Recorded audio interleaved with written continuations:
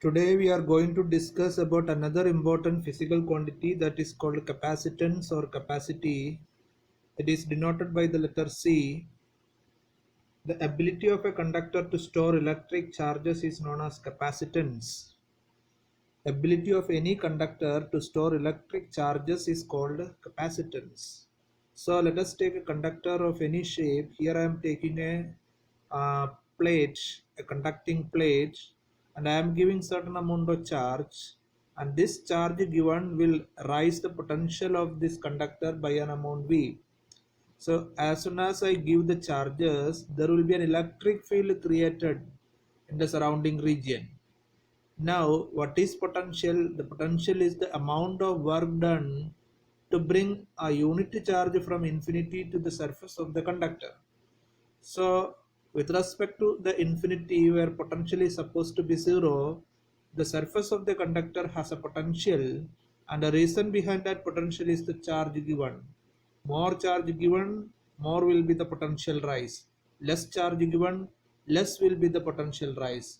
If there is no charge given, there will be no potential rise. That means the charge given on the surface of the conductor is directly proportional to potential rise, and there exists a proportionality constant, and that particular proportionality constant is known as capacitance, and it is denoted by the letter C. Q is equal to CV. Therefore, the capacitance of a conductor can be defined as the ratio of the charge given and a potential rise. C is equal to Q by V. This can be considered as the fundamental equation for capacitance of a conductor. Now, the unit of capacitance, obviously it is the unit of charge divided by unit of potential. Therefore, it will be coulomb per volt. So, coulomb per volt is also known as farad, and it is denoted by the letter F. Now, the next question arises: define 1 farad. 1 farad is equal to 1 coulomb divided by 1 volt.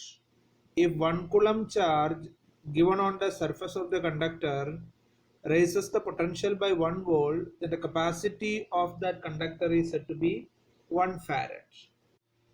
Now the question arises, what is the capacity of a spherical conductor? Let us consider spherical conductor of radius r, and the charge given to the spherical conductor is capital Q. When charge capital Q is given on the surface of the spherical conductor, the potential rise, we already studied that potential on the surface of the spherical conductor is 1 by 4 pi epsilon naught Q divided by capital R, where R is the radius of the spherical conductor. Now the capacity is given by charge given divided by potential rise. Q divided by the potential rise is 1 by 4 pi epsilon 0 Q divided by R. Q and Q cancels, and what remains is denominator of the denominator goes to numerator. The capacity of the spherical conductor is given by 4 pi epsilon 0 R. From this equation, one thing is very clear, that the capacity of a conductor depends upon the geometric factors only. Here the radius is the factor that the capacity depends. It does not depend upon the charge given. The capacity of the conductor depends upon the geometrical factors like radius, size, etc.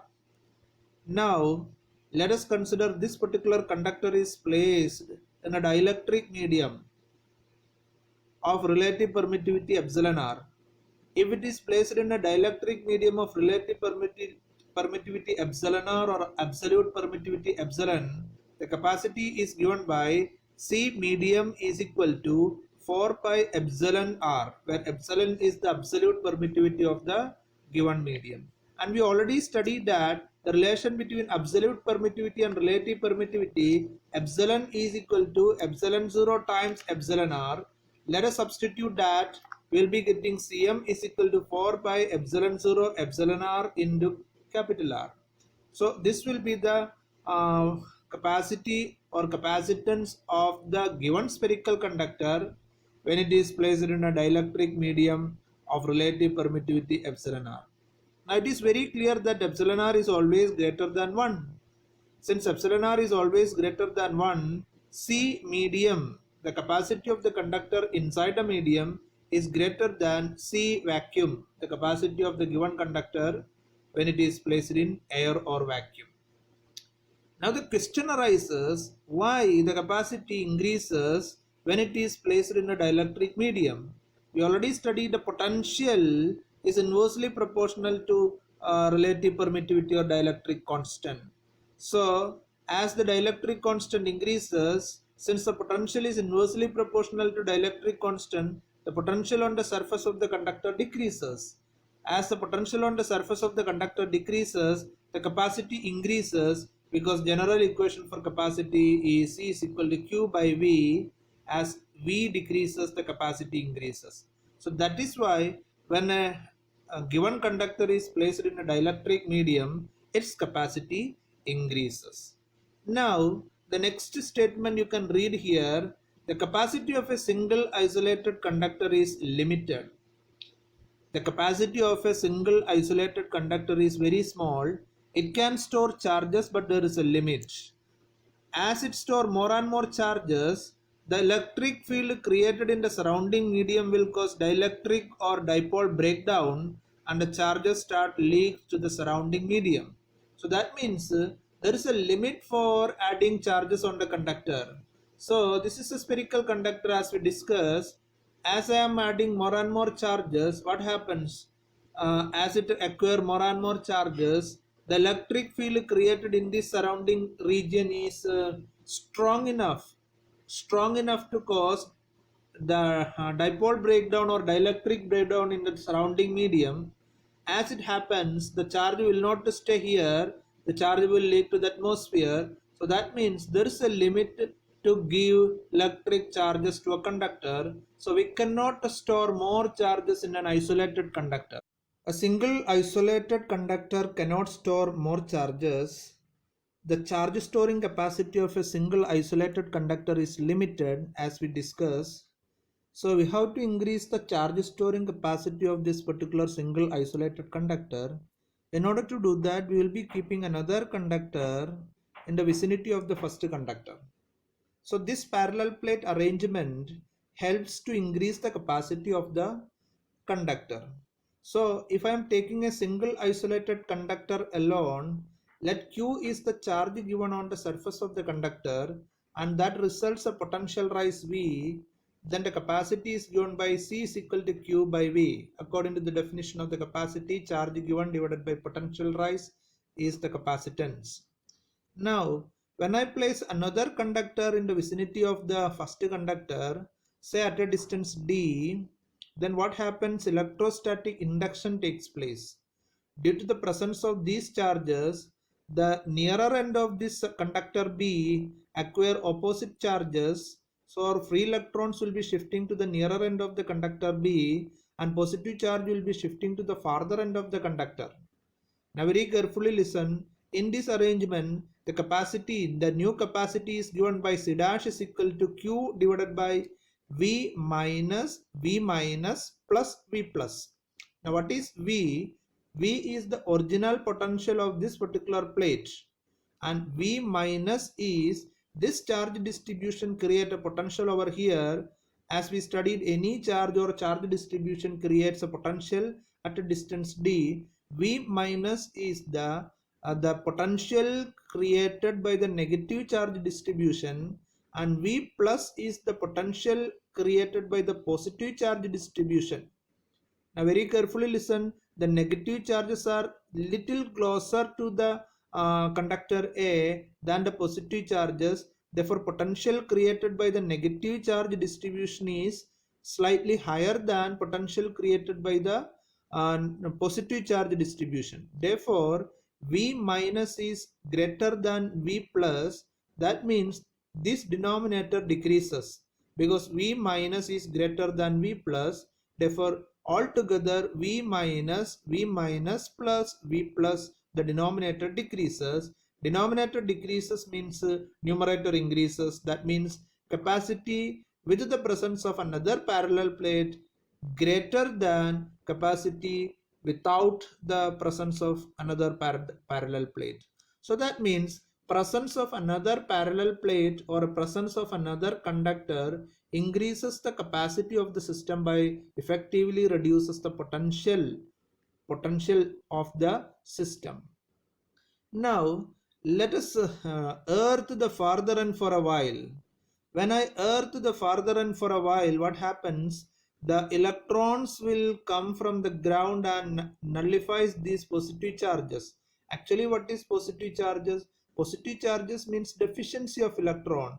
These positive charges lack one electron. When we earth the farther and for a while, that deficiency will be fulfilled, and that nullifies these positive charges, and what left with the two plates, one is charged positively and another one is charged negatively. This is charged positively with the charge density sigma, and this is charged negatively with the charge density sigma, and this particular arrangement of two equally and oppositely charged plates separated by a small distance is called parallel plate capacitor.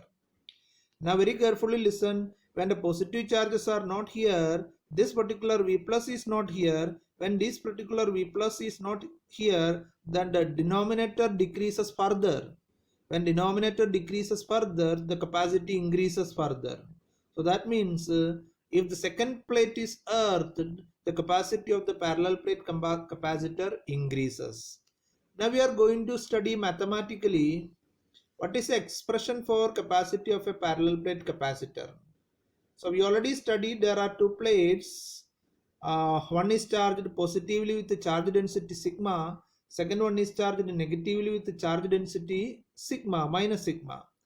The charge densities are magnitude wise same. So the general equation for capacity is given by C is equal to Q by V. Put it as equation number 1. If sigma is the charge density of the plate, then the charge given on both the plates is given by sigma times A. So this is equation we already studied. Therefore, put it as equation number 2. Now, what is the potential difference between the plates?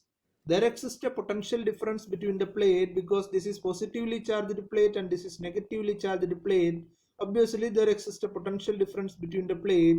If E is the electric field in between the plate, there is a relation between potential and electric field. We studied that dV is equal to E into distance d. Okay, so the potential difference between the plate V is equal to E into d, and we studied as an example of Gauss's theorem, the electric field in between the plates is given by E is equal to sigma by epsilon 0.